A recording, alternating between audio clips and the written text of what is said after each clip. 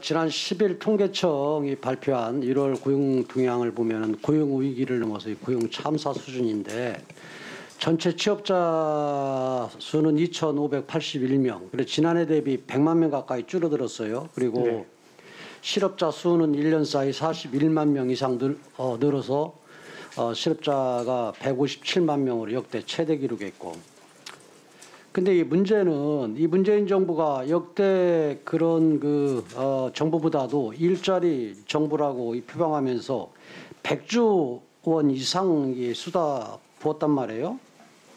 그런데 이 보면은 그러니까 주 36시간 이상 장시간 일자리 취업자 수는 120만 명이나 줄어든 반면에 단시간 일자리는 55만 명 정도 증가. 그래서 고용의 질도 나빠졌고. 또 이런 부분들을 이제 한국경제연구원이 그 일자리 질적 악화, 취업자의 고령화, 취약 일자리 감소, 또 비경제 활동 인구 급증 이런 부분으로 요약을 해놨는데 우리 총재님께서는 이게 일자리 예산을 100조 가까이 쏟아붓고 또 1년 사이에 그럼에도 불구하고 실업자 수가 증가하고 또 60대 이상 고령층 위주의 그런 고용구조가 만들어지고 하는 그 이유가 뭐라고 생각하십니까? 네, 사실상 이것은 어떻든 코로나 충격의 영향이 어떻게 보면 대단히 컸다는 것을 이제 반증합니다. 그 위원님께서 이제 여러 가지 지적하신 데이터도 보면 주로 그 타겟이 된 피해를 입은 쪽은 바로 그 대면 서비스 업종에 종사하는 사람들. 이런 사람들이 대부분인 걸 보면 그게 결국 아니 그렇게 판단하고 우리 총재님 그렇게 분석하시면은 안 되죠. 그렇게 해서 어떻게 지금 우리나라 경제 그런 정책을 어떻게 보면은 과 맞물려서 직접적인 요인은 코로나 충격이 제일 컸다. 직접적인 코로나 영향이 있겠죠.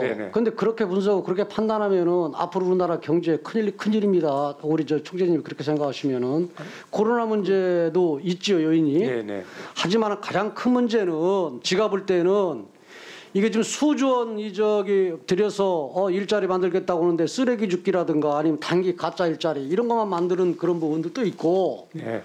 또 하나는 급격하게 최저임금 인상이라든가 아니면 주 52시간 확대 그리고 또 무조건적으로 정규직화를 시킨다든가 하는 이런 문재인 정부의 정책 실패하고 코로나 같이 맞물려서 그러는 거지. 지금 코로나만 얘기를 하시면은 올바른 경제 정책을 입안을 하고 한을 제대로 이끌어갈 수 있겠어요? 그런 판단이라면? 지금 말씀하신 대로 최저임금 인상 같은 것도 고용에 물론 영향을 줬죠. 제가 그것을 부인하는 게 아닙니다. 근데 이렇게 거의 지금 아까 지적하셨듯이 그리고 지금 3년간 지금 실업자 수가 늘어나고 그렇게 100조 가까이 쏟아 부었음에도 불구하고 이 코로나로 인해서 그랬다라는 부분을 주 원인으로 삼으면 안 되죠.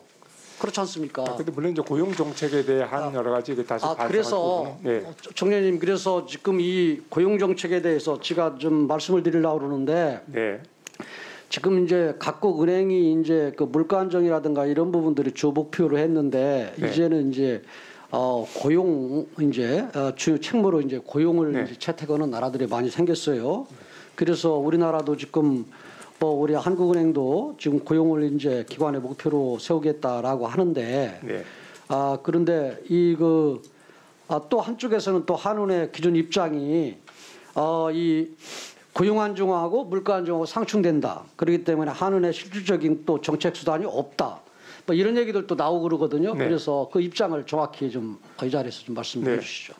지금 현재 고용 안정의 중요성은 저들도 더 이상 강조할 필요가 없을 정도로 중요하고 의원님들도 아마 그런 취지로 고용이야말로 가장 그것이 중요한 정책 목표가 되어야 한다는 취지로 아마 한은의 목적의 고용 안정을 추구하자는 그런 발의를 하셨고 저도 그 점에 대해서는 취지는 공감은 합니다. 그거에 대해서 반대하는 거 아닙니다. 아까 취지에서 공감을 한다면은 이제는 뭔가 이 정책적인 이 패러다임을 전환을 시켜라 하는 그런 주문을 좀 드리고 싶습니다.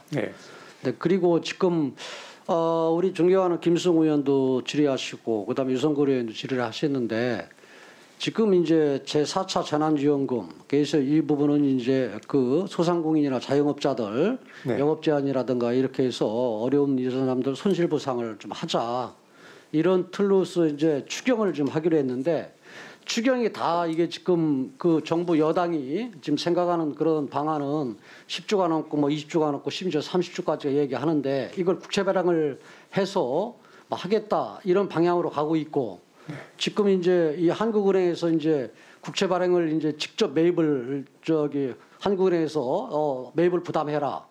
라는 이제 그러한 기조로 좀 가고 있어요. 네. 근데 지금 하는 총재님은 이제 직접 매입은 하지 않겠다. 유통시장에서 뭐 매입하는 그런 부분들은 몰라도라고 얘기를 하거든요. 네. 그런데 이 유통시장에서 매입을 한다고 그 부분도 내가 지켜질지 모르겠고 정부 여당이 그렇게 억지 쓰고 또 계속 강요하면은 우리 그 스탠스를 우리 총재님이 갖고 계속 끝까지 갈지 홍남기 총재처럼 또 이렇게 꼬리 내릴지 그게 또 의문이에요. 그리고 두 번째로는 유통시장에서 매입을 한다고 하더라도 유통시장에서 매입을 할 때는 뭐 통화량 조절이라든가 아니면은 뭐 물가 안정이라든가 금리라든가 이런 부분 때문에 하는 거 아니에요? 근데 이렇게 많은 그 액수가 쏟아져 나올 때에는 저는 문제가 있다. 저는 보거든요. 유통시장에서 매입을 한국은행한테 떠넘기는 것이. 그래서 사실은 이게 지금 한국판 뉴딜 사업이라든가 뭐 이래가지고 지금 역대 최고의 그런 최고의 그런 예산을 지금 편성을 했는데 그런 그 한국판 뉴딜이니 뭐니 이런 해서 불이불급한 이런 예산 이건 구조조정을 해서 먼저 이 부분으로 예산을 뭔가 재원을 만들고 그 다음에는 국채 발행을 하고 국채 발행을 했을 때 이 부분을 어떻게 할 것인가 하는 고민 속에서 한국은행의 그런 유통시장에서 직접 매입은 안 되고 유통시장에서 어떻게 매입을 하겠다 이런 구체적인 안을 갖고 가야 되는데 지금 현 정부나 여당은 그러한 부분들이 제대로 없거든요. 그래서 앞으로 제가 제일 걱정인 것은 한국은행한테 직접 매입을 해라 하는 강요를 할 때에 정확한 스탠스를 좀 갖고 있을 수 있냐. 그걸 좀 보고 싶습니다. 뭐 그 국제 직접 인수는 저희들이 입장을 이렇게 밝혔고, 그래서 충분히 저희 의사는 뭐 다 파악하고 있으라고 생각을 합니다. 정부에서도 그렇고요. 그래서 그거는 이제 저희들이 아마 상황을 또 지켜봐야 되겠습니다. 그리고 지금 말씀하신 대로 국채 발행을 하기 앞서서 재원을 어떻게 조달할 것인가, 예를 들면 지출을 조정한다든가 하는 그런 노력도 당연히 재정 당국이 또 하리라 보고, 하여튼 그 문제는 저희들이 의원님의 지금 우려는 저는 충분히 이해를 하고 있고요. 저희도 그 상황을 지켜보고 또 필요한 의견이 있으면 저희들이 정부하고 이렇게 교감해 가면서 대응토록 하겠습니다. 이주열 총재님한테 많은 국민들이 한국은행 총재로서 지금 주문하고 그다음에 기대하는 것은 전 정부에서도 총재를 하셨고 현 정부에서도 지금 총재를 지금 하고 계시지 않습니까? 그렇기 때문에 또 연임을 하신 거 아니에요? 그렇기 때문에 오직 국가 경제적인 그런 측면에서만 고민하고 뭔가 판단해라 하는 그런 주문을 하는 겁니다. 의원님의 당부를 제가 유념하겠습니다.